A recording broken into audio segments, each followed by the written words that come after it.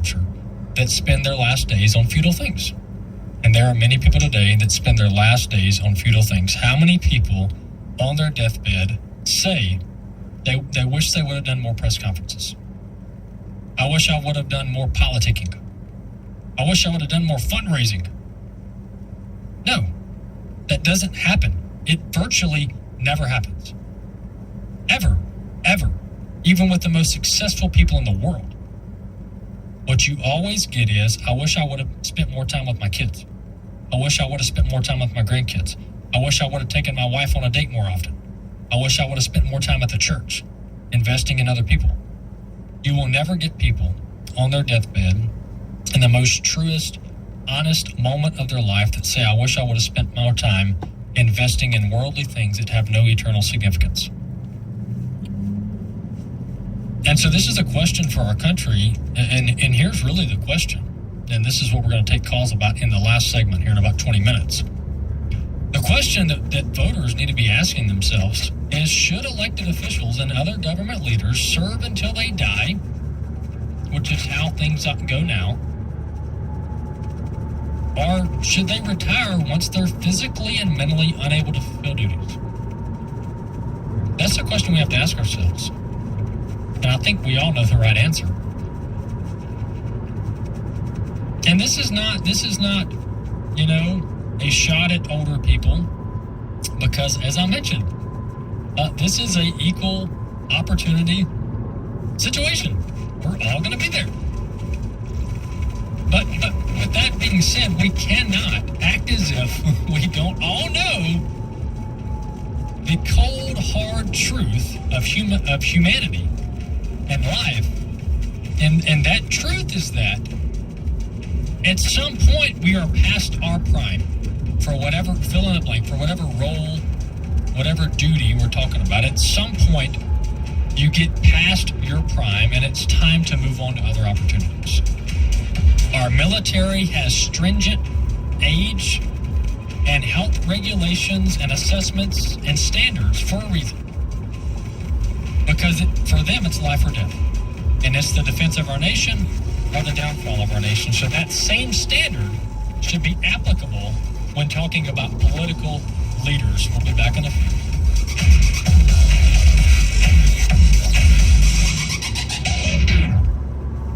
So the woman went her way and ate, and her face was no longer sad. My name is Abraham Hamilton III, and this is the Hamilton Minute. 1 Samuel chapter 1 begins by introducing us to a woman named Hannah. She was tormented and grieved by barrenness. Hannah wept continually and was so disturbed that she wasn't eating. Yet she makes her way to the Lord's temple, poured out her heart to him, moving her lips but not uttering a sound. Immediately as she concluded her prayer, the matter was settled. Though she didn't have tangible evidence of an answer to her heart's cry at the moment, she had the tangible confidence in the one to whom she cried. The matter was settled in prayer. Listen each weekday from 5 to 6 p.m. Central for the Hamilton Corner, or visit the podcast page at afr.net for more from Abraham Hamilton III, Public Policy Analyst for the American Family Association.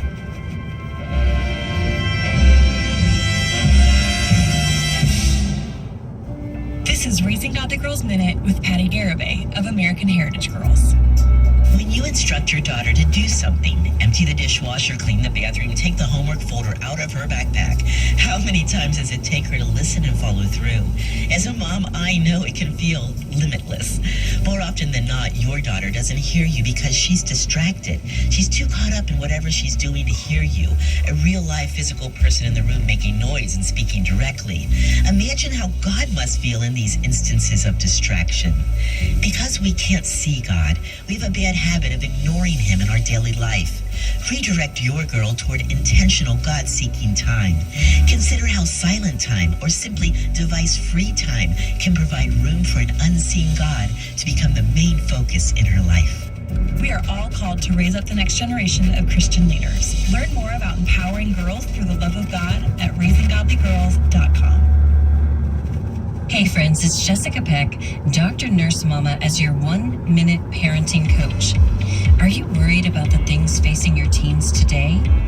Your teens are engaging in conversations and experiencing situations in this scary sphere.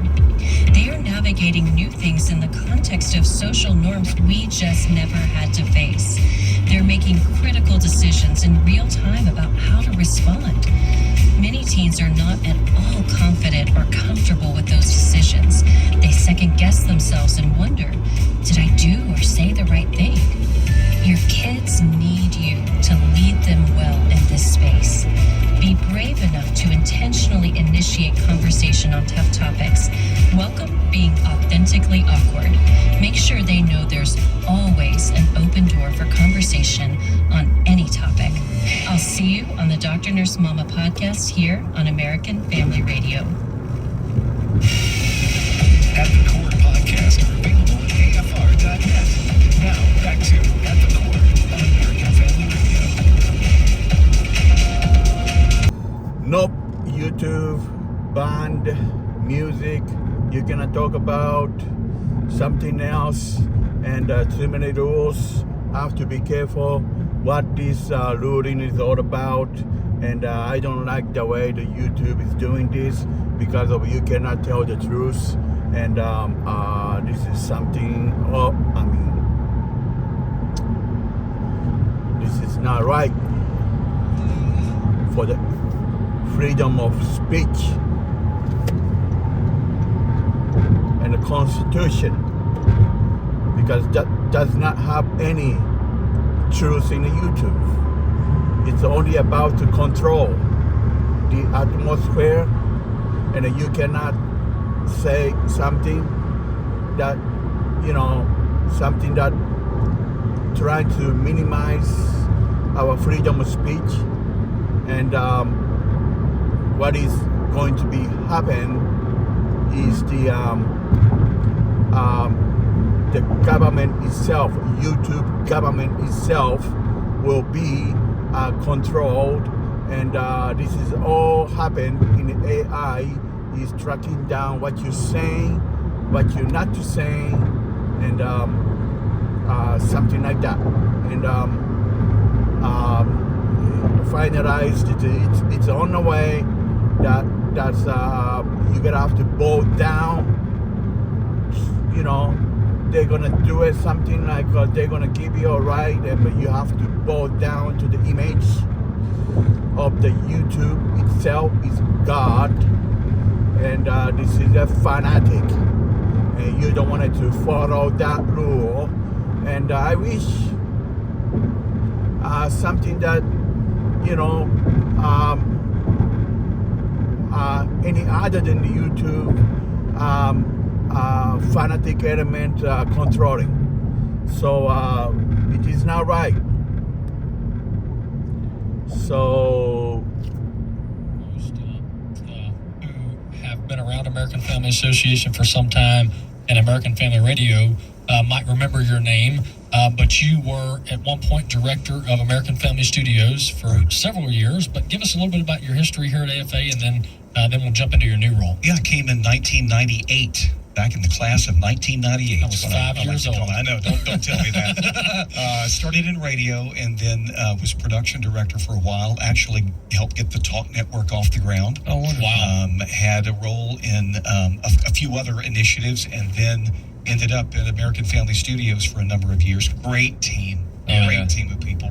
And Austin Brooks is heading that up now. Left for a ministry position in a local church here in town, and just felt that the Lord open a door to come back to work for AFA, to be able to have a voice in encouraging people with a Christian worldview and just talking about some important gospel issues. Yeah. So when you came, when you and I have been talking in the last few months, Jeff, the topic of a radio show that covers our print magazine, because many of you know, folks, that we've got the Stand magazine, formerly called AFA Journal.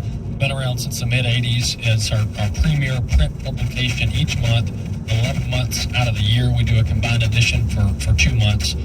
So we've got 11 print editions. But once that magazine hits mailboxes, There's not a lot of other avenues of getting that content. I mean, you either get the print magazine, you view it online, or that's it.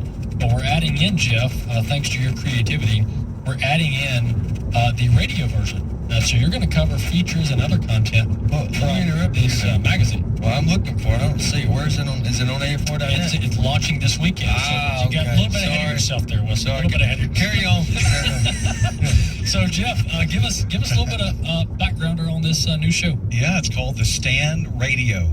Creative name there, The Stand Radio. But it does truly reflect the content of The Stand magazine, which for over 40 years been the flagship publication of AFA, and we are taking this great content, as you said, that goes to a particular audience, and we're modifying that, putting it into a creative audio format that hopefully is entertaining as well as informative, and we'll air that on the weekends, 4 p.m. on Saturdays and 8 p.m. on Sundays. So, just for clarification, because this is a whole new a branch or podcast or portion of AF4, this is not going to be you reading The Stand. No. Okay. No, not. Hey, look. We want to keep people awake. Yeah, sure. Yeah. That's what I was going to say. Yeah, but you know nowadays out there you can go to a lot of websites and the article you hit, they have a play button. Yes. And then you have them read back to you. But this is going to be. Explain to the audience how that would be distinguishable between what people can go online and click play and listen to someone reading the article and what you're going to be That's doing. a great point. Yeah. Guys, I have something here. Y'all are laughing at No, me. you're good. I'm going somewhere. You are smart. Great input. Thank you. Every issue of the Stand magazine has about 8 major features. Okay. And so what I'll do is I'll go in there, for example, Bill Federer was interviewed about the importance of knowing our Constitution. The knowledge of our founding documents is at an all-time low. And so I will get with Bill and we'll get him on the phone and we'll talk about that. And we'll maybe go a little bit more outside the circle of what the article dealt with, so that the radio show doesn't replace The Stand. Sure. It augments it. But I'll follow the same kind of pattern. So you'll be able to hear what is in The Stand, and of course, to get the full picture, you get the subscription. I mean, Sure. that's Yeah. really the goal. Yeah, absolutely. So interviews. So you'll have interviews. Yeah. Wonderful. About 3 interviews per program. Wonderful. So it's packed with content. It moves quickly, and some great topics that we'll be covering. I've got to hear a little bit of the sample of the ones Yeah. from this upcoming weekend, so I'm excited about it. Yeah, absolutely, folks. This is going to be great, and it's going to be a great addition to our Stand product that we have now, our Stand resource. And for those watching on streaming.afa.net or on Facebook, I've got the physical September copy here.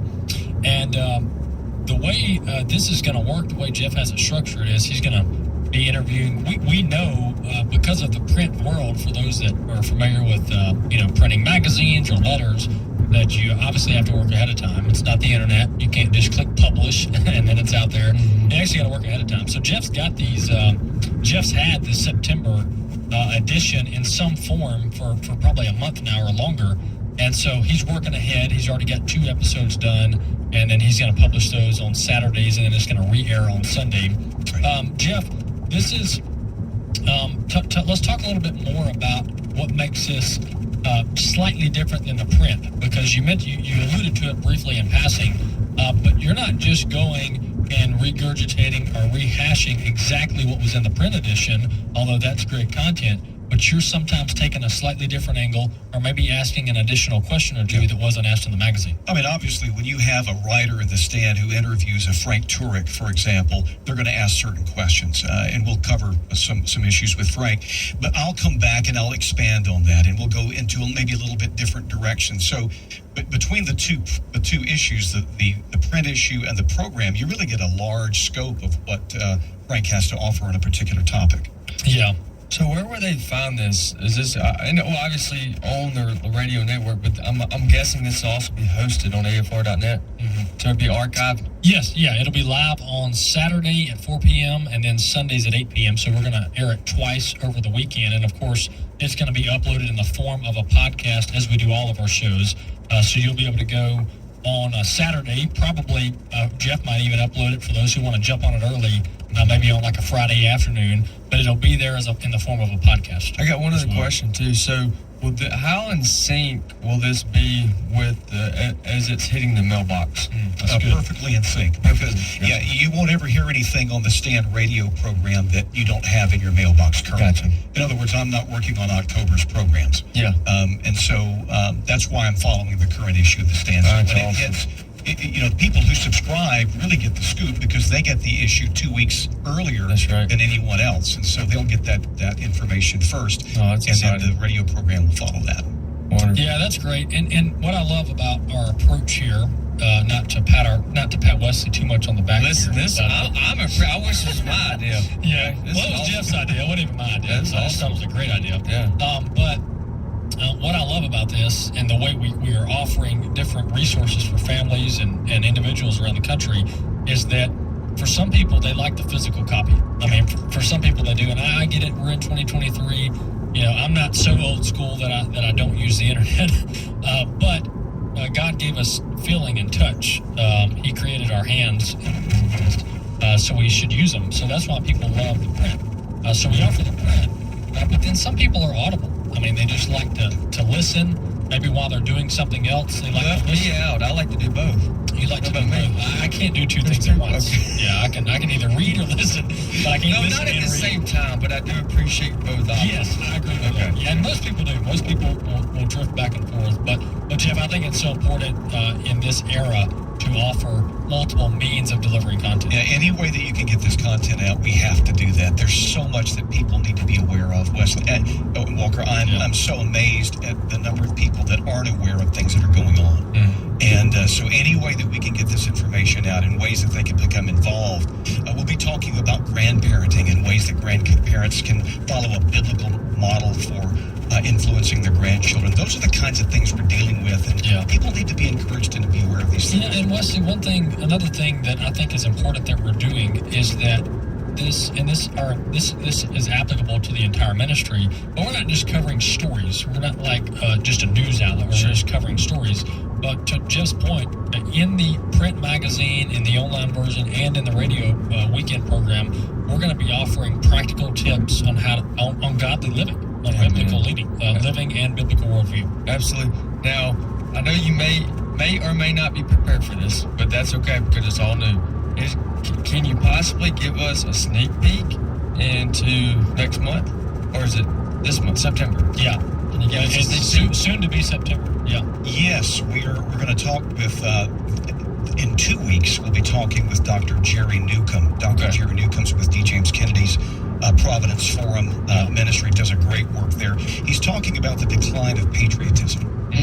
Because in light of that program will deal with 9/11, reflect on 9/11, and then we'll go into the fact that there is a pessimism when it comes to America, and we've seen that in the U.S. women's soccer team. He'll talk about that, and then give us ways that we can instill a healthy, godly love for America with a heart of thanksgiving. Yeah. And so we'll deal with that, and then we'll talk about, as I mentioned, grandparenting with Dr. Josh Mulvihill. He said some things, frankly, that I've never heard in terms of grandparenting. So Interesting. I'm excited about that. Yeah, this is excellent, folks. So the debut of the Stand Radio will be this upcoming Saturday, September 2nd. Do I have my date right, Jeff? That is it. And then it will re-air on the 3rd. That's Sunday, the Sunday before Labor Day. It will re-air at 8 p.m. on that Sunday. And then on Saturday, as I mentioned, that's at 4 p.m. So twice on the weekend, we're maximizing our airtime.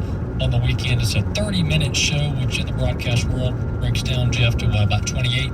28 minutes exactly. Okay, 28 minutes exactly. And then you're going straight through. You guys aren't taking any breaks, are you?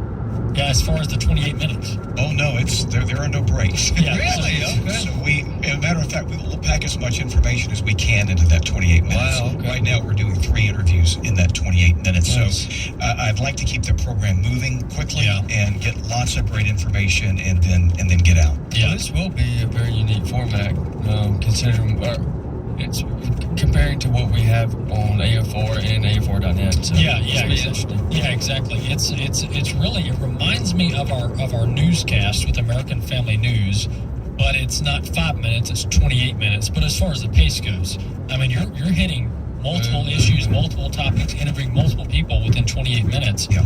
When, you and I were talking about this, and I was like, can you interview 3 people in 28 minutes? It isn't easy. It isn't, and you have to prioritize, but you did. What this reminds me of, back in the day when I first came to AFR, I got the chance to do some radio documentaries, and we would do hour specials with Dr. Peter Marshall, for example. And so we would talk about that. So this program is highly produced. There are audio clips that we will include. There are musical elements. There are production elements. Okay. And so it's not straight talking. It is for the most part, but it comes from a radio producer's kind of mindset. Yeah. Well, this is exciting for anybody that gets to stand. You're gonna want to be a part of this too. Now, can you subscribe for something like this, or is it something they just need to be able to go to? Yeah. So they'll be able to subscribe to it wherever they listen to podcasts. Okay. So of course you can download the AFR app. You can go to the AFR.net URL in your browser. But also, this is going to be queued up as a podcast, whether you got an Apple, an Android device, Amazon Alexa, all the various platforms we offer. It'll be a podcast there. So yes, to your point, they can subscribe. I completely feel left out of the loop. This is all new for me, and I'm just sitting here over here like, well, You know what? So you can't be all knowing. Okay. All right, you can't be all knowing.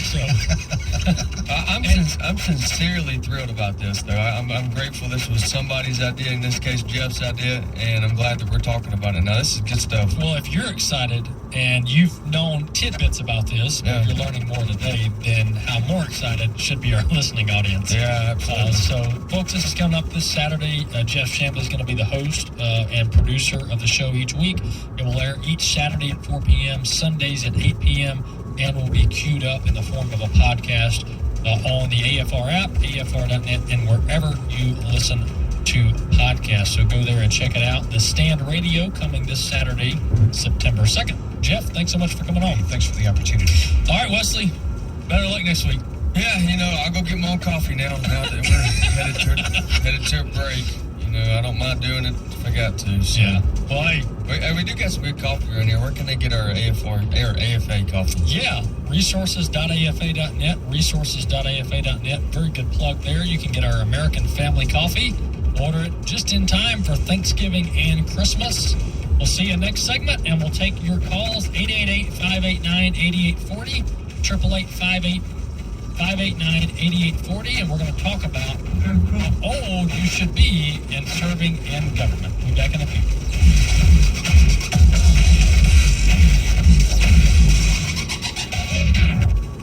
Hi, I'm Dr. Jessica Beck, host of the Dr. Nurse Mama Show, the home of happy parents and healthy teens on AFR.net.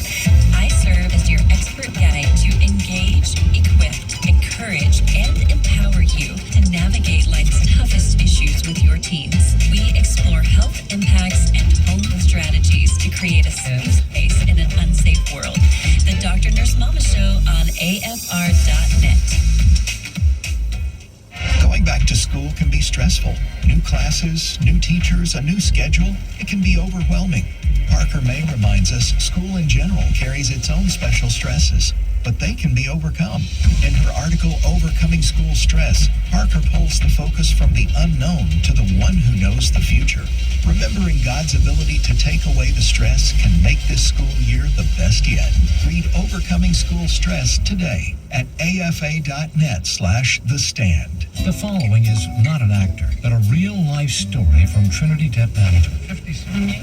Credit cards, and I was struggling with paying them off. If you're in debt and you need help, call Trinity at 1-800-788-1813 to talk to a certified counselor. I had heard about Trinity, so I made the call. They took care of all of my credit cards, and now I am completely debt-free. Trinity will consolidate your accounts into one easy-to-manage monthly payment, put a stop to late fees and over-limit charges, reduce your interest, and possibly improve your credit score. You'll save thousands. The people at Trinity are very friendly. They will do whatever you need them to do in order for you to feel better about being in a very difficult place. If your debt has you down, call Trinity at 1-800-788-1813. My name is Ann, and I'm debt-free for keeps. 1-800-788-1813. This is Frank Afton with the Secure Freedom Minute. As a devastating Hurricane Idalia bears down on Florida's Gulf Coast, the metaphor of a perfect storm should be top of mind. A committee in the Present Danger China webinar will make clear today that a convergence of very dangerous, albeit non-meteorological forces could put our entire nation at risk. These include a growing number of Biden administration actions that threaten Americans' freedoms and seem calculated to infuriate them. Government agencies have been increasingly weaponized to surveil, control, and prosecute any tempted to respond to apparently deliberate official provocations. At the recent unopposed of thousands of Chinese special forces, and the stage seems set for attacks here that might be perpetrated by a foreign enemy, but blamed on patriots, instigating a, quote, civil war, unquote, that must then be violently suppressed. You have a need to know. Get briefed at presentdangerchina.org. This is Frank Afton. This is At the Core on American Family Radio with your host, Walker Wildman. Welcome back to At the Core here on American Family Radio. Glad you're joining us back for this last segment. Hey, in the first segment of the show, we talked about the apparent issues that Senator McConnell has been having at these press conferences, freezing up, being unable to answer questions for 30, 45 seconds. And then we, of course, talked about President Biden and his age and his inability to physically and mentally perform the very, very strenuous position and duties of the commander-in-chief. So the overall topic I want us to discuss as we take your calls now is whether or not elected officials should serve indefinitely until they die, or should they retire once they're physically or mentally unable to fulfill their duties. That's kind of the question, the topic, what I want to talk about today. 888-589-8840. 888-589-8840, 888-589-8840. That's the number to call in, and let's talk about the age of our elected officials, President Biden's age, and others, and whether this needs to be an issue of discussion, and what you think about if there should maybe be an age limit. There's just a ton of different directions we could go here, but I do want to know your thoughts on this subject. 888-589-8840. While we're queuing up your calls, I've got this Pew Research study on a publication on the age of the 118th Congress. The average age of not the average age, it does have that, but I want to break down the different age groups within the 118th Congress. So looking over at the U.S. Senate side, the U.S. Senate has 4 members, and let me look at this publication date. This was published in January of this year, so technically 1 or 2 of these numbers might have slightly changed, but overall you get the idea. Currently we have 4 U.S. senators that are over 80. We have 30 U.S. senators that are between 70 and 79. Between 70 and 79, we have 30 of those. Remember, the U.S. Senate has 100 members, 2 representing each state. We have 33 U.S. Senate members that are between 60 and 69. We have 23 U.S. Senate members that are between 50 and 59, and 8 that are between 40 and 49, and only 2 that are between 30 and 39. We have 0 U.S. senators below the age of 30. Below the age of 30. And I know there is an age requirement for being in the U.S. Senate. So I think that's 25, maybe 30, but we'll look that up later. That's part of civics class. There is an age requirement. I know for being the president. Also, I believe being in the Senate as well. But nonetheless, that's the breakdown of the U.S. Senate. So 4 members over 80 serving in the U.S. Senate, and 30 members, this is the biggest number that surprised me, 30 U.S. Senate members over the age of 70, between 70 and 79. So that's our current makeup. And of course, our president is over 80. and he's running for re-election. So this should be a topic of discussion. All right, let's hit the calls. By the way, we want to hear from you. 888-589-8840. 888-589-8840. We want to hear what you have to say about this topic and this subject of age and elected office. Let's go to Sarah in the state of Kansas. Hey, Sarah, what's on your mind? Well, I don't know if they need like an age limit, but definitely like a term limit would be good, because I think that would end a lot of corruption in the politics if everything had a term limit, just like the presidency does. But I do believe, like, if you're driving and you hit a certain age, you have to take a driver's test once a year. After that age, I think they should put a cognitive test for people who hit like 65. So if they can't pass that, then why should they be able to have any ability to run anything in our country? Yeah, very, very good point there, Sarah. So you're just saying, hey, let's apply the same standard we do to various other roles and duties and apply that to our elected officials, and either they can perform the duties or they can't. It's kind of like a fitness test or a mental test.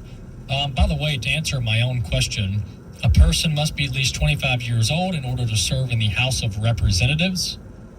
They must be 30 years old or older to serve in the U.S. Senate. And then lastly, they must be at least 35 years old to serve in the office of the president, to be the president, the commander-in-chief. So that answers my own question. So those of you that are emailing now, answering my question, don't worry about it. I got you covered, thanks to the Google.